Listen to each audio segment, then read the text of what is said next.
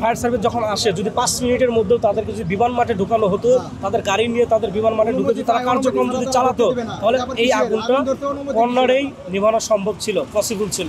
এই কর্নারেই আগুনটা শেষ হয়ে যেত। আজকে এই হাজার হাজার কোটি টাকা মালামাল করতো না, এই 3 থেকে 4 হাজার লোক বেকার হতো না, এই ইম্পোর্টারদের সমস্যা হতো না। আজকে কিন্তু আমরা প্রচুর ক্ষতির মুখে আছি। বিশেষ করে এখানে যারা সিএনডিএফ কাজ করতো, 3 থেকে 4 হাজার, আজকে তাদের অবস্থা কি ভাই? তারা কোথায় দাঁড়াবে? তারা কি করবে এখন এই দায়ভার কে নেবে?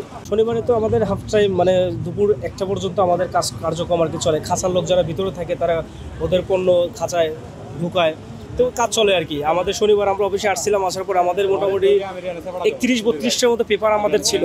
ওই পেপারটা আমরা এন্ট্রি করে কার্গোর ভিতরে এসে কাস্টমস অফিসার দিয়ে আমরা পেপারটা আমরা এক্সামিন করে আমরা বের হয়ে গেছি। মেবি 1:25-20 বাজে এক্সামিন করে আমরা বের হয়ে যাওয়ার পরে আমাদের সিএনডিএফ ভবন আছে, ওখানে কার্যক্রম সব কিছু গুছিয়ে বের হবো। দেন 2:15 মিনিট বা 20 মিনিট এরকম হবে, ওই সময় আর কি বলে যে আগুন লাগছে। কই আগুন লাগছে? এরকম দেখতে দেখতে দেখি কালো ধোঁয়া বের হইতেছে আপনার এই বিমান কার্গো কমপ্লেক্সের এই কানি দিয়ে।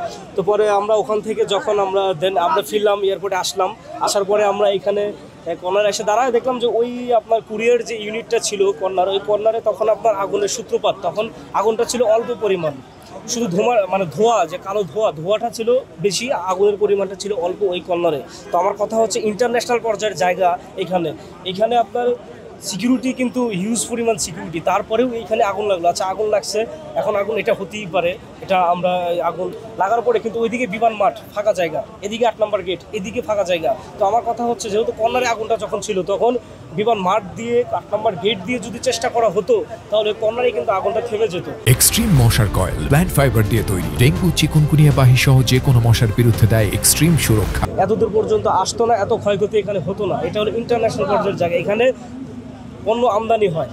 হাজার হাজার আজকে আপনার এই যারা চাকরি করতো তারা বেকার। এখন বর্তমান আপনার ইম্পোর্টারদের, তাদের তো মাথায় হাত, বাইরের সাথে তাদের যে লেনদেন সেটা নিয়ে সমস্যা। এখন কিভাবে তারা গার্মেন্টস, এটা শুধু এখানে পড়ছে, এটা কার্গো কমপ্লেক্সের ক্ষতি না, এটা ইম্পোর্টারের ক্ষতি, দেশের ক্ষতি, জনগণের ক্ষতি, রাষ্ট্রের ক্ষতি এটা।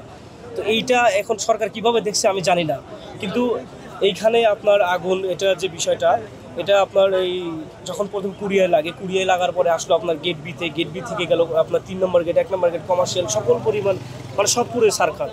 এখানে আপনার এই যেটা কুরিয়ার ইউনিট, এখানে ছিল আপনার ফ্যাব্রিক্স, সুতা, হ্যান্ডট্যাগ, লেবেল, বাটন, জিপার, এইগুলো আর কি। যখন আপনার গেট বিতে যাবেন, ওখানে আপনার টোন ফ্যাব্রিক্স, হিউজ পরিমাণ আইটেম ভাই।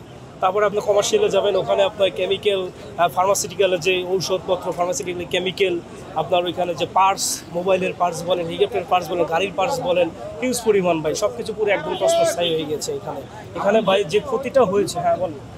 আসলে এখানে যখন আগুনটা লাগে তখন মোটামুটি 20 মিনিটের মতো আগুনটা স্থির ছিল এখানে, ওই কর্নারে, কুরিয়ার কর্নারে 20 মিনিট আগুনটা স্থির ছিল। ওই সময় আগুনটা স্থির, যে আগুন এখন কোনো কার্যক্রম যেহেতু চলতেছে না, আমরা পরে একটু দূরে গেলাম, পরে আসলাম, দেন আমরা ফিরে আসলাম এখানে। আসার পরে তখন ফায়ার সার্ভিস দেখে আসছে।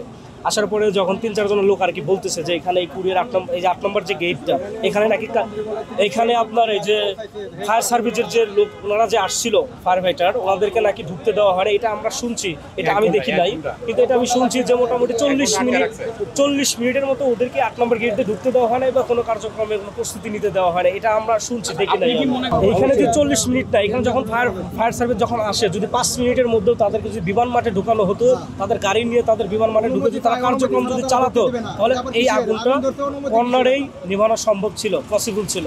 এই কর্নারেই আগুনটা শেষ হয়ে যেত। আজকে এই হাজার হাজার কোটি টাকা মালামাল করতো না, এই 3 থেকে 4 হাজার লোক বেকার হতো না, এই ইম্পোর্টারদের সমস্যা হতো না।